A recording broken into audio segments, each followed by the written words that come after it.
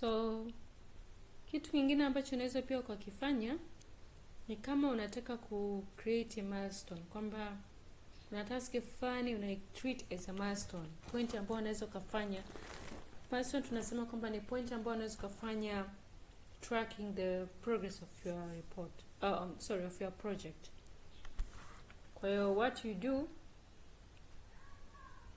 una select, let's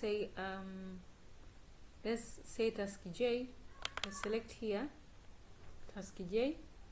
Unaona, baada ya ku double click, unaona hapa sehemu imeandikwa mark task as milestone. So you click here, itatokea hapa kamtiki, then press OK, click OK.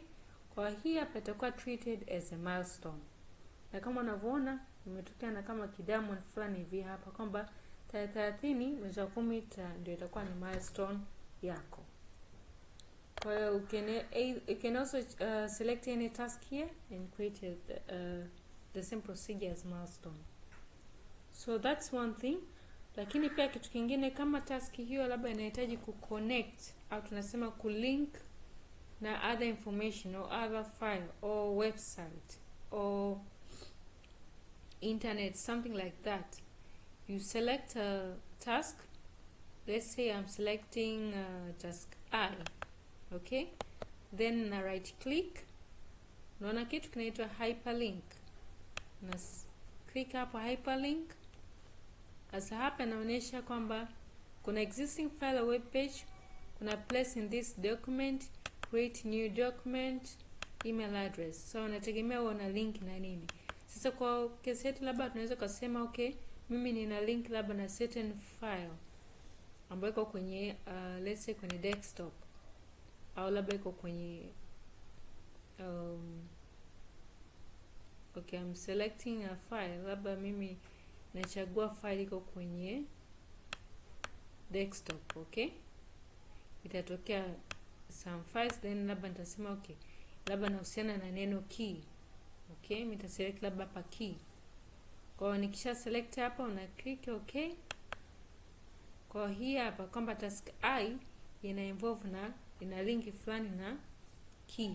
Okay, kama haina information hiyo, nataka kuondoa hyperlink, you just right click, then unaenda kwenye hyperlink, then unaenda kwenye clear hyperlink. Na clear hyperlink, your hyperlink yako inakuwa imetoka. So hapa tumeshaona kuhusu milestone, lakini pia na namna kuconnect task na hyperlink. So ukishamaliza hivi, unaweza sasa kwamba umeshaandika task, una number of days pale zinaonekana, lakini pia katika Gantt chart baadhi zako zinaonekana hivi. Okay, so what you can also do, you can select sasa kwamba unataka kuangalia okay, what are the critical tasks. Critical task ni zile task ambazo ni muhimu sana, ni kwamba hizo task ukichelewesha tu na maana huo mradi unachelewa kuisha. So what you can do, you go to format, unaona hapa neno format, then kuna critical task. Ukiklik hapo automatically utaona rangi zimebadilika kwa blue. Kwa hii kazi, hii project inaonekana kwamba kila task ni muhimu sana. Kwa kadiri unavyozidi kuchelewesha task moja, mwisho wa siku mradi wako unachelewa kumaliza. Ni baada ya kumaliza tarehe 30 inaendelea kuchelewa zaidi. Lakini kuna miradi mingine, kuna kwa zingine zina red, zingine zina blue au other colors. Kuna two different colors. Kwa zile ambazo zina red inamaanisha kwamba those are critical tasks. So that's how you can observe the critical task. And if you want to know the project summary task, you just go to file and then options, then unaenda kwenye neno advanced. Baada advanced una scroll down mpaka utakapokutana na neno show project summary task. You click here, then utabonyeza okay.